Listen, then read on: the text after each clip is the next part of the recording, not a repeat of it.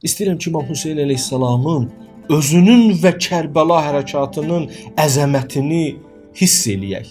Hiss eləyək ki, təkcə Məhərrəm səfər yox, elə həmişə ürəyimizdə əzəmətli qalsın. Çünki mənim etiqadım budur ki, and olsun Allaha, bu məsələni kim ciddiyə alsa, ona böyük bir xeyir və bərəkət olacaq. Ümumiyyətlə, o onun özünün böyüməsinə səbəb olacaq.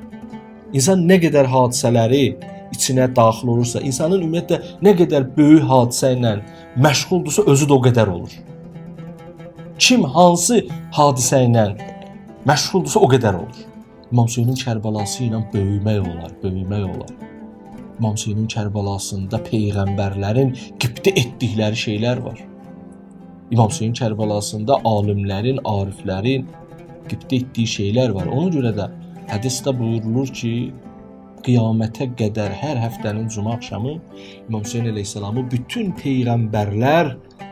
peyğəmbərlər hələ yanında başqaları da var, hədislərdə belə keçir. Bütün peyğəmbərlər ziyarət eləyərlər. Çünki o elə belə iş görmür. Özü də çox böyükdür. İşi də balaca iş deyil. Ona görə də bu işi ciddiyə almaq lazımdır.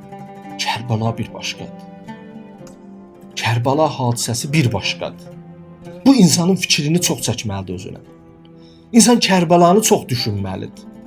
Kərbəlaya aid olan məsələn filmlərə baxmalıdır, nə bilim videolara baxmalıdır, düşünməlidir, ziyarətinə getməlidir.